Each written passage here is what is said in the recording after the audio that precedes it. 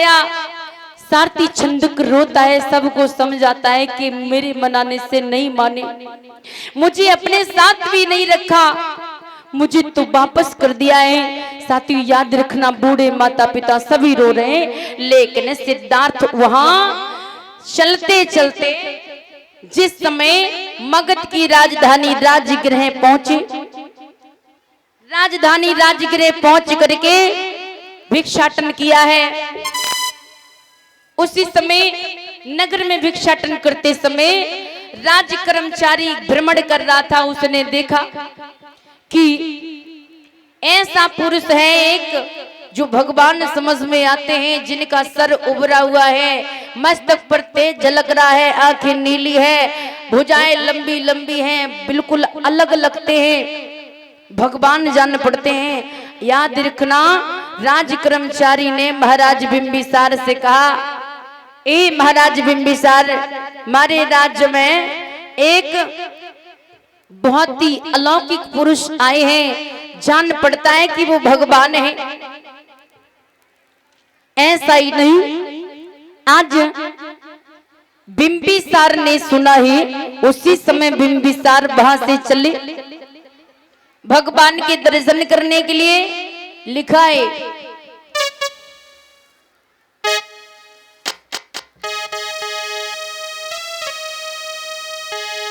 हो बिंबिसार में मगध नरेशु, और स्वागत आज करो निज देशु। भगवान दया करो, भगवान भगवान दया करो, भगवान।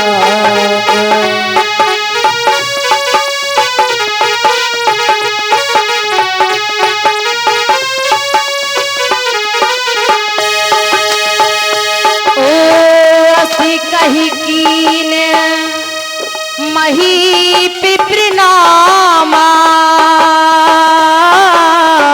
बैठ गए लखी ठाहर ठामा। बुद्ध भगवान दया करो, भगवान बुद्ध भगवान दया करो, भगवान।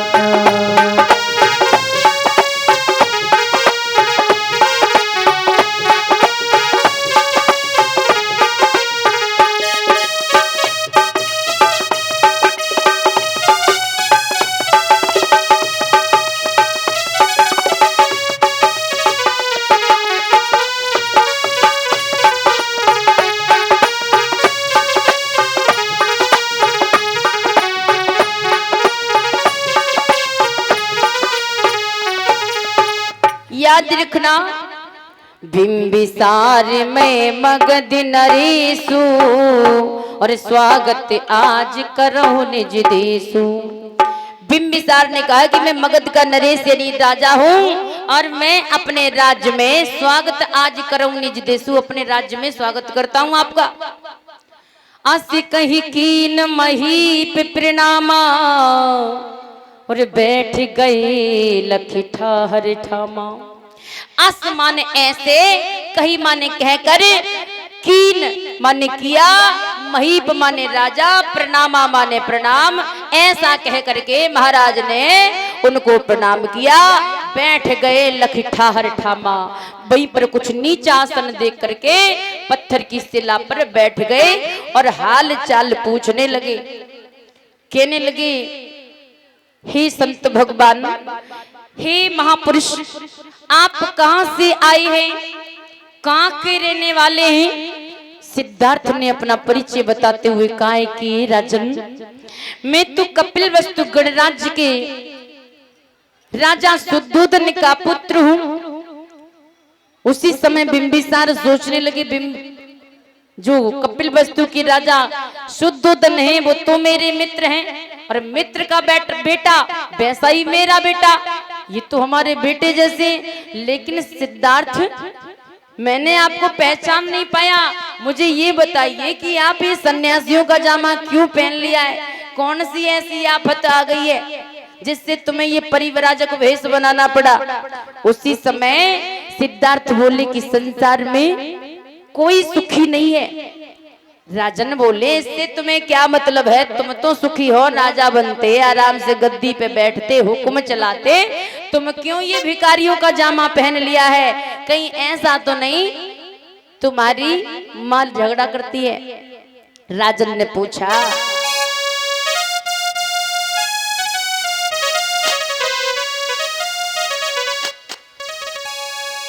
ओ गौतम तपिधारी कहीं बन को चले हो।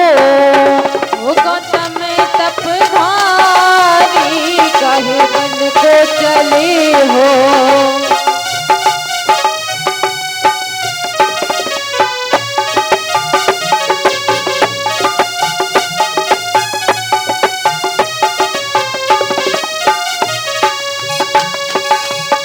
अरे बन को चले हो, कहीं बन को चले हो, बन को चले हो, कहीं बन को चले हो।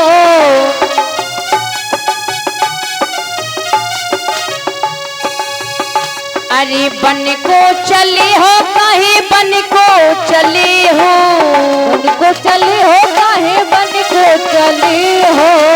हे गौतम तपधारी कहीं बन को चले हो। हे गौतम तपधारी कहीं बन को चले हो।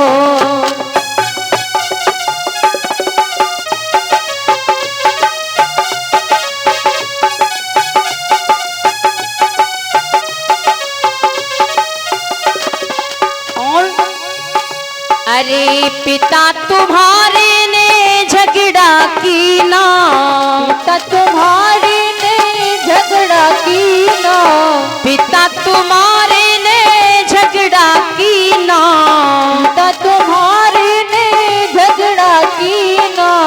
या लड़ती महतारी कहे वन को चले हो। हाय हाय रे कहे वन को चले हो।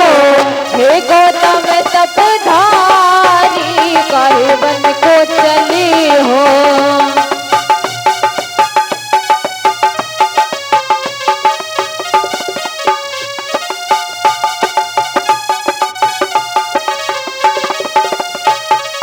और जब इतना राजन ने पूछा कि माता पिता झगड़ा करते होंगे, उन्होंने मना कर दिया, नहीं मेरे माता पिता बहुत मुझे प्यार करते हैं। फिर क्यों निकले? ऐसा तो नहीं कि तुम कुछ काम तो करते नहीं हो, तुम्हारे भैया से लड़ाई होती है। अरे भाई तुम्हारे ने, नंद तुम्हारे ने, भाई तुम्हारे ने झगड़ा की ना, भाई तुम्हारे ने झगड़ा की ना, नंद तुम्हारे ने झगड़ा की ना, नंद तुम्हारे ने झगड़ा की ना। या लड़ती घर नारी कहे बन को चले हो। हाय हाय रे कहे बन को चले हो।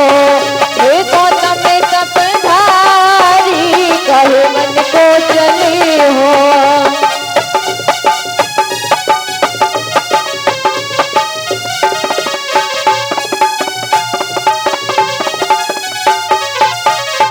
एकदम से पूछा है कि तुम्हारी पत्नी तो नहीं झगड़ा करती, तुम काम करते नहीं हो हैं? मुझे पता है कि आपके सन्यासियों के जैसे लक्षण हैं, कहीं ऐसा तो नहीं झगड़ा हुआ घर में? तो उन्होंने मना कर दिया। याद रखना अंत समय कहा है सिद्धार्थ ने, राजन कोई ऐसी बात नहीं है, मुझे तो संसार में दुख दिखाई देता है, संसार के लोग दुखी हैं, मैं उसी दुख का निवारण करने हेतु कोई ऐसा मार्ग ढूंढने जा रहा हूं, ज्ञान प्राप्त करने जा रहा हूं, जिससे संसार का शोक समाप्त हो सके, संसार का दुख दूर हो सके। उसी समय मगध नरेश बिंबिसार ने हाथ जोड़े और कहने लगी, अगर युवराज ऐसी अगर कोई शक्ति तुम्हें प्राप्त हो जाए ना, तो हमें भी ज्ञान बताना आकर के, हमें भी दर्शन देना आकर के। उसी समय मौन स्वीकृति दे दी है, आएंगे। याद रखना भैयाओं, आज भगवान करुणा सागर तो वहीं बैठे रहे, लेकिन ये सब जो मगध नरेश थे और गुप्तचर थे वो वहां से चले गए।